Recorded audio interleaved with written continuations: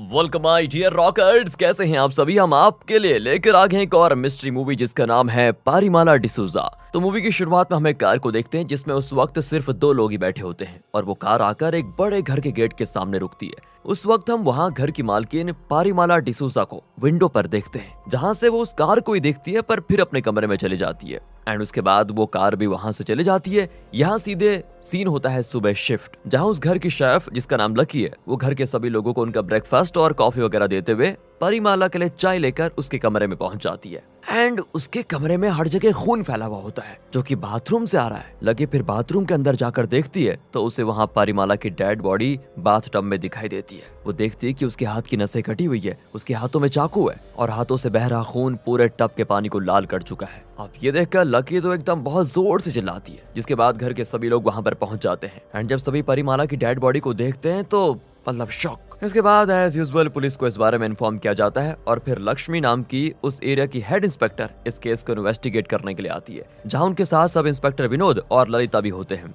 जहां मतलब इन दोनों को हमें कॉमेडी कैरेक्टर की तरह देख सकते हैं। अब लक्ष्मी घर में आकर डेड बॉडी को एग्जामिन करती है और घर के कुछ लोगों से वहां पर थोड़े सवाल जवाब भी करती है, मतलब इनिशियल सवाल जवाब। एंड स्टार्टिंग में काफी देर सोचने के बाद वो इस पते पर आ जाती है कि पारीमाला ने आत्महत्या नहीं की है, बल्कि ये एक मर्डर है जिसे आत्महत्या दिखाने की कोशिश की गई है। एंड लक्ष्मी को ऐसा ही लगता है कि घर से ही किसी ने पारीमाला की जान ली है, इसलिए वो घर के सभी लोगों पर अब शक की निगाहों से देख रही होती है और अब वो उनसे जो क्वेश्चन पूछेगी वो एक शक की बुनियाद पर पूछेगी। सभी से फिर एक एक करके सवाल पूछे जाते हैं। एंड इस दौरान हम घर के सभी लोगों के बारे में जान पाते हैं। इसकी लिस्ट काफी लंबी होती है। तो सबसे पहले हम पारीमाला के हस्बैंड विजय को देखते हैं, जो सुबह सुबह जॉगिंग से आया था और उसे आते ही बस पारीमाला की डेड बॉडी के बारे में पता चला। उसके बाद हम पारीमाला की सास पद्मिनी और उसके भाई राजेंद्र को देखते हैं। राजेंद्र वैसे यहाँ पर अपनी जॉब से कुछ हॉलीडेज उसको मिले थे, उसमें टाइम स्पेंड करने के लिए यहाँ पर आया होता है और वैसे भी वो अपनी बहन से काफी समय से मिला नहीं था, इसलिए उसने सोचा कि मैं पद्मिनी से मिल भी लूंगा। उसके बाद हम पारीमाला की बहन लारा को देखते हैं जो इन्हीं के साथ रहती थी। फिर हम विजय की बहन रिया को भी देखते हैं, यानी कि पारीमाला की ननद को, और इतने ही लोग इस परिवार में रहते हैं। फिर आती है घर के सर्वेंट वगैरह की बारी। तो इसके बाद हम घर में काम कर रहे सभी सर्वेंट्स के बारे में जानना शुरू करते हैं, जिसमें सबसे पहले होती है इनकी कुक लकी, जो अपने हस्बैंड गॉडवा के साथ घर में काम करती है और घर के जितने भी छोटे मोटे काम, गार्डनिंग का काम है, ये सब कुछ गॉडवा ही संभालता है। फिर हम सिक्योरिटी गार्ड नरसिम्हा को देखते हैं, जिसे क्रिकेट देखना बहुत ज्यादा पसंद है, इसलिए वो हर समय अपने हाथ में टैबलेट लेकर घूमता रहता है। एंड वो टैबलेट एप्पल कंपनी का होता है, मतलब गजब है यार, वॉचमैन की नौकरी एंड एप्पल का टैबलेट, ग्रेट।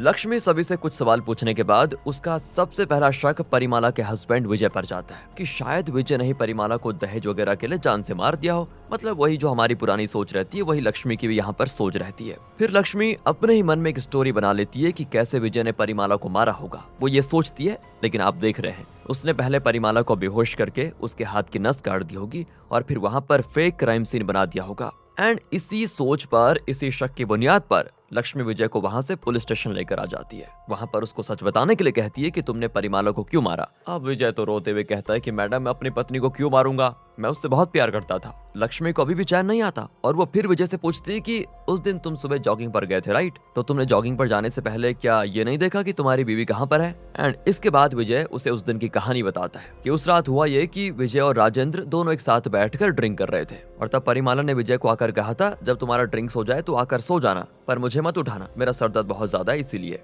उस रात विजय काफी देर तक ड्रिंक करता रहा, जिसके बाद वो डाइनिंग टेबल पर ही सो गया और जब सुबह उसकी आंखें खुली तो वो सीधे जॉगिंग पर निकल गया। जिसके बाद वो लौट कर आया तो उसने देखा कि पारीमाला की मौत हो चुकी है। हालांकि विजय की बताई हुई सारी बातें बिल्कुल सच होती हैं, लेकिन फिर भी लक्ष्मी को उस पर भरोसा नहीं हो रहा होता है। ऐसा इसीलिए क्योंकि पारीमाला की मौत से 20 दिन पहले ही विजय ने पारीमाला का 2.5 करोड़ का हेल्थ इंश्योरेंस करवाया था, इसलिए यहाँ पर ये पॉसिबिलिटी ज्यादा है कि शायद विजय ने उस इंश्योरेंस से आने वाले पैसों के लिए ही पारीमाला को मारा हो। लेकिन जब लक्ष्मी इंश्योरेंस की बात विजय से करती है तो वो उस पर कहता है कि मैंने खुद भी लक्ष्मी के साथ उसी समय अपना इंश्योरेंस करवाया था। अगर मैंने ये सोचकर पारीमाला का इंश्योरेंस कराया होता कि मुझे वो पैसे मिलने वाले हैं, तो मैं अपना इंश्योरेंस करवा के उसमें पैसे क्यों भरता? एंड ये बात सोचने वाली भी होती है, इसलिए लक्ष्मी विजय को वहां से तुरंत जाने दे देती है। फिर वो केस को एक दूसरे एंगल से सोचती है, लेकिन इसी बीच लक्ष्मी को उसके सीनियर ऑफिसर बुला लेते हैं। वो उससे कहते हैं कि देखो, तुम्हें ये केस जल्द से जल्द सॉल्व करना होगा, क्योंकि मीडिया में ये केस आग की तरह फैल गया है। सभी को जानना है कि पारीमाला को किसने मारा है और ऊपर से पारीमाला के परिवार वाले न्याय मांग रहे हैं, जल्दी करो। इसके बाद लक्ष्मी का इंटरव्यू लेने के लिए स्टेशन के बाहर ढेरों रिपोर्टर्स की लाइन लग जाती है।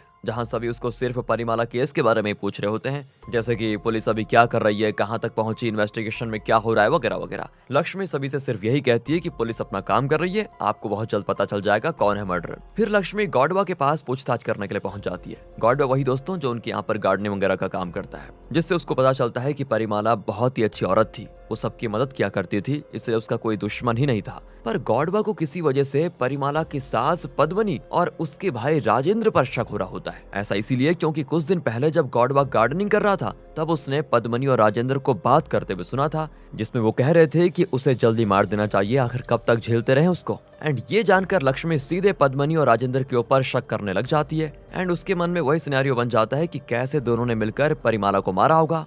फिर वो पद्मनी और राजेंद्र से पूछताछ करने जाती है, जहां पहले तो वो उनसे खुद सच पता लगवाने की कोशिश करती है, पर जब वो इस बात से इनकार करने लग जाते हैं और कहते हैं परिमाला तो हमारे लिए बेटी थी, हमने उसको नहीं मारा, तब लक्ष्मी गॉडवा को वहां पर बुलाकर सच बताने के लिए कहती है, जिस पर गॉडवा वही बात करता है जो उसने लक्ष्मी को बताई थी। एंड तब ये सुनकर परिमाला और राजेंद्र थोड़ा हंसने लग जाते हैं और लक्ष्मी को वो अपने फोन पर एक टीवी सीरियल ऑन करके दिखाने लग जाते हैं और कहते हैं कि अरे हम तो इस सीरियल की खड़ूस बहू के बारे में बात कर रहे थे कि कैसे वो अपनी सास को मारने के बारे में प्लान बना रही थी। अब दोस्तों ये सुनकर गॉडवा का पूरा चेहरा ही बदल जाता है, क्योंकि उसने क्या सोचा था और ये क्या निकला। एंड पद्मनी तब गॉडवा को डांट कर भी कहती है कि देखो ऐसी बातें बताने से पहले जरा सोच लिया करो, सामने वाला कह क्या रहा है जरा सोचा करो तुम। एंड इस तरह ये कंफ्यूजन यहाँ पर खत्म हो जाती है कि पद्मनी ने परिमाला को नहीं मारा, क्लियर हो जाता है। लेकिन फिर मारा किसने, मारा किसने, यही सवाल के साथ लक्ष्मी लकी के पास जाती है और फिर लकी से उसको पता चलता है कि परिमाला की बहन लारा ने शायद परिमाला को मारा होगा। पर अब लारा ऐसा क्यों करेगी? ओके, लकी इसका जवाब देते हुए ये कहती है कि मैंने एक दिन लारा और विजय को अकेले कमरे में देखा था, जहां विजय उसके पैरों को दबा रहा था और देखने में वो सीन पैर की मसाज से कुछ ज्यादा ही लग रहा था। अब आप तो समझ ही गए होंगे, तो हो सकता है कि विजय और लारा एक दूसरे के साथ प्यार करने लगे हों और परिमाला उनके रास्ते में काटा हो, इसलिए दोनों ने मिलकर सोचा कि परिमाला को हटा दें।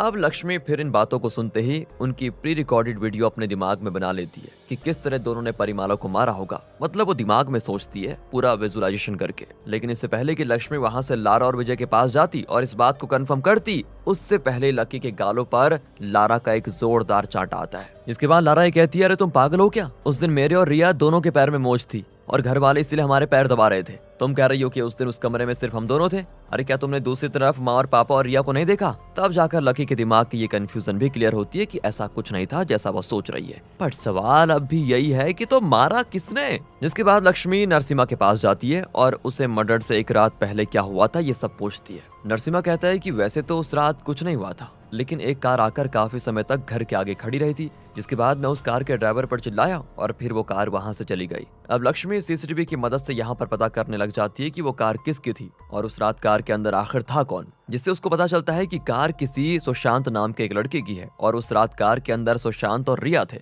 अब ये थोड़ी सोचने वाली बात है कि रिया सुशांत को कैसे जानती है। यही सवाल का जवाब पता करने के लिए लक्ष्मी रिया और सुशांत को पुलिस स्टेशन लेकर आती है और दोनों से पूछताछ शुरू कर देती है। जहां एक तरफ रिया को ऑफिसर्स आराम से बिठाकर पूछताछ कर रहे होते हैं, वहीं दूसरी ओर ऑफिसर्स सुशांत को पीटते हुए उससे सवाल जवाब कर रहे होते हैं। एंड सुशांत भी यहाँ पर सोच रहा होगा यार हम लड़के हैं, हमारे साथ ऐसा ही होता है। खैर सुशांत सभी सवालों का यही जवाब देता है कि मुझे कुछ नहीं पता, मुझे जाने दो प्लीज। ये सुनने के बाद तो ऑफिसर्स उसको और पीटते हैं और फिर दोनों को एक साथ बिठाकर पूछते हैं कि परिमाला को मारा किसने। अब दोस्तों हमें एक अलग ही कहानी जानने को मिल जाती है कि सुशांत और रिया दोनों रिलेशनशिप में हैं और लंबे समय से एक दूसरे से प्यार करते हैं। ये बात परिमाला को पता चल गई थी और वो इनको सपोर्ट भी कर रही थी। तो यहाँ पर ऐसा तो कोई कारण नहीं दिखता कि सुशांत और रिया परिमाला को मारेंगे। हाँ, यहाँ लक्ष्मी को दोनों के खिलाफ एक प्रूफ मिलता है, जिससे ये साबित हो रहा है कि दोनों उस रात किसी का मर्डर करने का तो प्लान बना ही रहे थे और वो प्रूफ था कि उस रात दोनों की कार में कुछ बातें हुई थी जिसकी रिकॉर्डिंग लक्ष्मी के पास है और वो रिकॉर्डिंग कुछ ऐसे होती है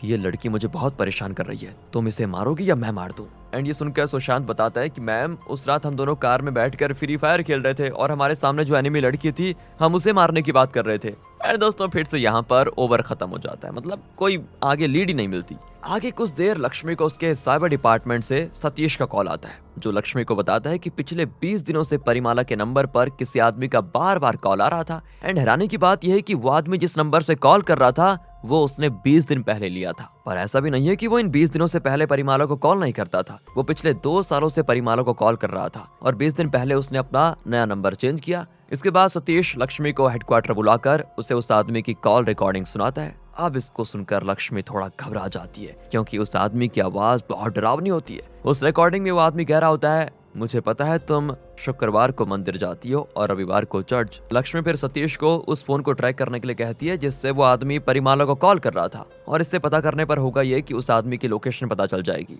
लक्ष्मी फिर उस आदमी के बारे में अपने सीनियर ऑफिसर को बताती है और उनसे कहती है, सर मैं जल्दी उसको पकड़ लूंगी अब। इस पर उसका सीनियर कहता है कि तुम उसको अकेले नहीं पकड़ पाओगी, मुझे पता है ये आदमी कौन है। ये 2 साल पहले भी इस पुलिस स्टेशन में आया था, जहां उस दिन उसको देखकर मैं भी डर गया था। वो बिल्कुल किसी खतरनाक दरिंदे जैसा था। एंड इससे हम समझ पाते हैं कि लक्ष्मी जिस आदमी को ढूंढ रही है वो पहले से ही पुलिस की क्रिमिनल लिस्ट में है। पर तभी सतीश का लक्ष्मी को कॉल आता है और वो लक्ष्मी से कहता है कि मुझे उस आदमी की लोकेशन पता चल चुकी है, अभी वो एक पुरानी बिल्डिंग में है। लक्ष्मी वहां पहुंचती है तो शॉक हो जाती है क्योंकि जिस आदमी को ढूंढते हुए वो वहां पर पहुंची थी वो पहले ही मरा होता है। साथ में वहां पर एक दूसरे आदमी की भी डेड बॉडी होती है जो वहां का लोकल गैंगस्टर था जिसका नाम था सिन्हा, और जिस आदमी को लक्ष्मी ढूंढते हुए आई थी उसका नाम था पपन्ना। साथ ही वहाँ लक्ष्मी को पपन्ना की लिखी हुई एक नोटबुक मिलती है जिसमें पपन्ना ने सब कुछ लिखा होता है। असल में पपन्ना ने बचपन में ही अपनी माँ को खो दिया था। फिर हुआ ये कि जब पपन्ना का एक लड़के से झगड़ा हो जाता है तो अपनी जान बचाने के लिए पपन्ना उस लड़के की जान ले लेता है, जिस दौरान उसके चेहरे पर बड़ा सा जख्म हो जाता है। अपने बेटे को मर्डर बनता हुआ देखकर पपन्ना की माँ की तभी जान चली जाती है और उसी वक्त से पपन्ना को माँ का प्यार नहीं मिला। पपन्ना के आगे जाकर इतनी हालत खराब हो गई कि उसने खाने के लिए कचड़े से चीजें ढूंढी, इसलिए वो मंदिरों के बाहर बैठकर खाने लग जाता था। जिसमें एक दिन उसने परिमाला को देखा और परिमाला को देखते ही उसे उसके अंदर अपनी माँ दिखी जो सबकी मदद करती थी, सबको प्यार करती थी। पपन्ना फिर हर उस मंदिर में जाने लगा जहाँ पर परिमाला जाया करती थी। उस दौरान एक लफंगे आदमी ने परिमाला को छेड़ते हुए उसे प्रपोज किया था, जो चीज पपन्ना ने देख ली थी, और फिर उसने उसको बहुत बुरी तरह एक नेल से मारते हुए पुलिस स्टेशन लेकर गया। और दोस्तों यही सारी चीज लक्ष्मी का सीनियर उसे बता रहा होता है और वो लफंगा आदमी कोई और नहीं, लोकल गैंगस्टर सिन्हा का छोटा भाई राघव था। राघव ने फिर कुछ दिनों के बाद अपनी जान ले ली क्योंकि परिमाला ने उसके प्रपोजल को ठुकरा दिया था। सिन्हा जो कि राघव का बड़ा भाई था, उसने अपने भाई की मौत के गुस्से में आकर परिमाला को मार दिया, जिसके लिए वो पहले परिमाला के घर में गया सभी से छुपकर और परिमाला के कमरे में गया। फिर उसने परिमाला का गला दबाकर उसकी जान ले ली और बाद में उसकी डेड बॉडी को बाथरूम में भी रख दिया, जहां उसने हाथ काट कर ऐसा सिनेरियो बनाया कि सभी को लगे ये आत्महत्या है। और उस वक्त उस कमरे में परिमाला के अलावा कोई और नहीं था, जिस वजह से किसी ने सिन्हा को परिमाला को मारते हुए देखा ही नहीं। इसके बाद उसने पपन्ना को मारने का फैसला किया। इसके बाद पपन्ना और सिन्हा के आदमियों के बीच काफी देर तक लड़ाई भी चलती रही, जिसमें पपन्ना तो लगभग सभी को मार देता है, पर उसी बीच वो खुद भी बहुत ज्यादा घायल हो जाता है। हालांकि वो आखिरी सांस तक सिन्हा को मार देता है। फिर इन सब के बाद ज्यादा घायल होने की वजह से उसकी भी मौत हो जाती है। लक्ष्मी को जब ये पता चलता है तो वो काफी उदास होती है और रोने भी लग जाती है और कहती है मैं तो पपन्ना को गलत समझ रही थी। और ना चाहते हुए भी हमें यहाँ पर ये मूवी खत्म करनी पड़ रही है क्योंकि खत्म हो गई। मिलते हैं अगली वीडियो में। अच्छी लगी हो तो लाइक कीजिए, चैनल को सब्सक्राइब, ध्यान रखेगा अपना, and finally thanks for watching.